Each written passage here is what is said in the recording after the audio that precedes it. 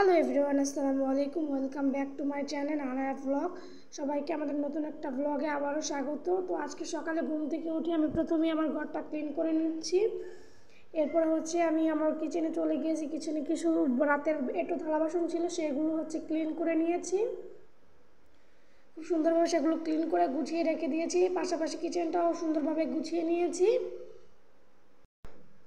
আজকে সব কাজগুলো আমি একটু তাড়াতাড়ি সেরে নেব, কারণ একটু পরে আমি আমার মেয়েকে নিয়ে বাইরে যাব।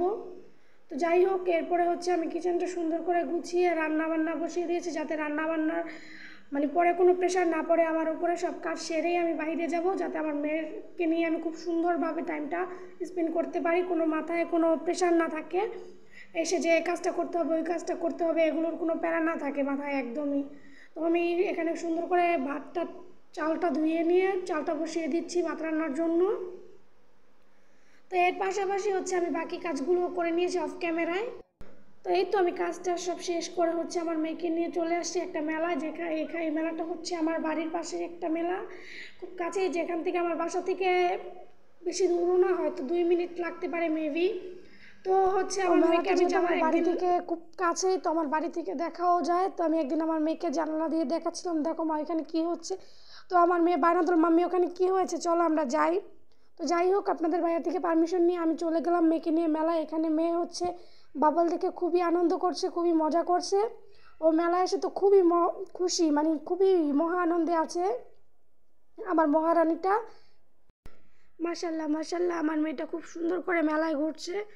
ও প্রচুর মানুষ দেখে খুবই খুশি হয়েছে মেলায়। যাই হোক, এরপরে আমার মেয়ে একটা রাইডে চড়বে, খুব বায়না ধরেছে। তো ও তো যেহেতু এখনও খুবই ছোট, তো একা তো ওরা উঠতে পারে না রাইডে, এই জন্য ওর সাথে আমিও উঠেছি।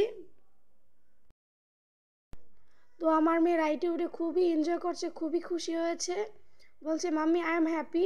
তো যাই হোক, মাশাল্লাহ, আমার মেয়েকে নিয়ে ঘুরতে আমারও ভালো লাগে, আর ওরও মনটা খুব ভালো হয়ে যায় আমার সাথে ঘুরলে। যেহেতু আমি সবসময় ওকে নিয়ে একাই থাকি, তো ওর সব ভালো মন্দ দেখার দায়িত্ব সব আমারই। ওর পাপা তো সবসময় কাজেই ব্যস্ত থাকে। যাই হোক, তবুও ওর পাপা চেষ্টা করে আমাদেরকে সময় দেওয়ার জন্য।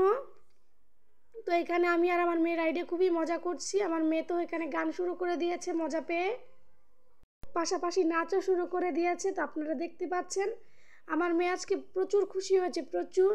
ও বলছে মাম্মি আমাকেও একটু ভিডিওতে নাও না মাম্মি প্লিজ। যাই হোক, ও খুবই খুশি হয়েছে। আর এই রাইডটা আমি প্রথমেই উঠলাম, এই ধরনের রাইডে আমি আগে কখনোই উঠিনি। যাই হোক, মেয়ের ওসিলাতে উঠা হলো এই প্রথম কোনো রাইডে। আর আমি সব রাইডে উঠতে এমনিও তো সবসময় ভয় পাই।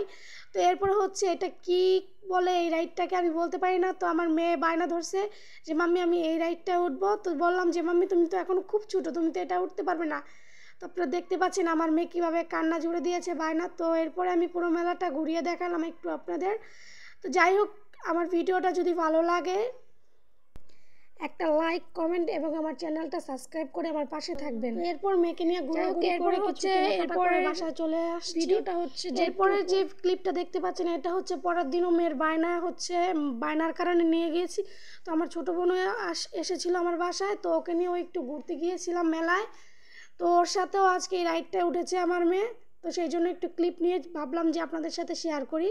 তো সবাই ভালো থাকবেন, আল্লাহ হাফেজ।